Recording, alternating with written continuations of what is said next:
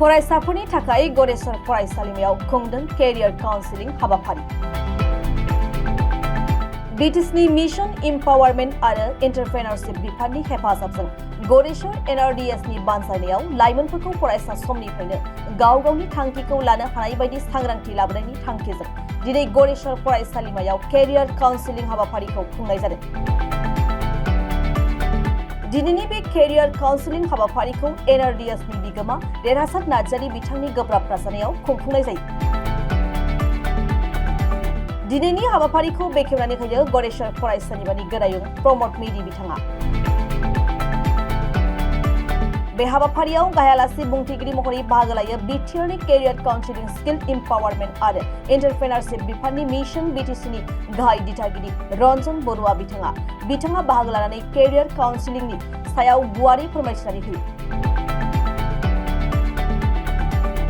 बिथांजों लोगोसे बे हाबाफारियाव बाहागो लायो 30 नं गडेश्वर बियाबनि एमसिएलए पवित्र कुमार बर'आ। बे हाबाफारियावनो बाहागो लायो सुक्लाय आईटीआईनि सुपारिन्टेन्डेन्ट डॉक्टर बिजु कुमार बर', गडेश्वर एनआरडिएस फरायसालिमानि गोरायुं भुपेन बागपति।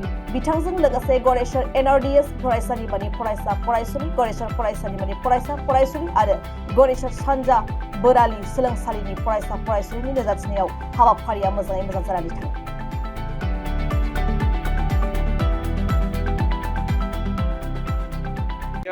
जो स्किल एमप्लयमेंट और एंटरप्रेन्योरशिप डिपार्टमेंट আছে ইয়াৰ উদ্যোগত আজি আমি বিশেষভাৱে ছাত্ৰ-ছাত্ৰী তথা আমাৰ যিবোৰ যুৱক যুৱতী আছে তেওঁলোকৰ কাৰণে আমি এটা কেৰিয়াৰ সজাগতা কাৰ্যসূচী আৰম্ভ কৰিছোঁ।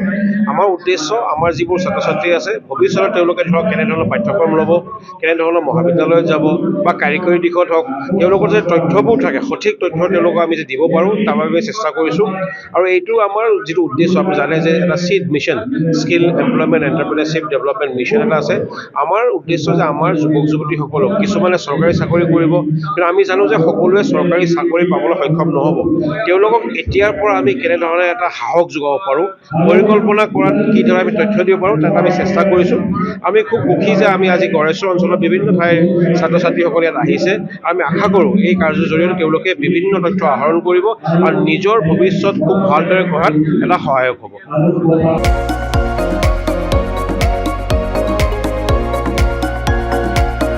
क'क्राझार सहरनि गथ'सा लाइमोनफोरनि थाखाय गोजोनथाव खौरां। क'क्राझाराव गिबि खेबनि थाखाय गोदानै बेखेवदों इउनिभार्सेल गेम जन मुंनि मोनसे डिजिटेल गेलेमु सेन्टार। क'क्राझार सहरनि ग्रीनफील्डनि साखाथि इट्स भबानीपुर जेडी रडनि लामा सेराव गोदानै बेखेवबाय इउनिभार्सेल गेम जन। गोसो गुदुं गथ' एबा लाइमोनफोरा बे गेम जनाव फैनानै रंजानाय लाफैनो हागोन। गोदानै बेखेवनाय बे इउनिभार्सेल गेम जनाव गुबुन गुबुन रोखोमनि गेमफोर जेरै horse riding, claw', machine, virtual reality, hammer, air hockey, pirates, frog, माग, shooter, bike racing, car racing, basketball, fencing बायदि बायदि गेलेमुनि रंजानाय लाफैनो हागोन। बेनिखायनो गाव गावनि गथ'फोरखौ गोदानै बेखेवनाय बे इउनिभार्सेल गेम जनाव दान्दिसे सम लाबोनानै गुबुन गुबुन रोखोमनि गेलेनायनि खाबुखौ बाङायल' फिस होनानै रंजानाय लाहोनो हागोन।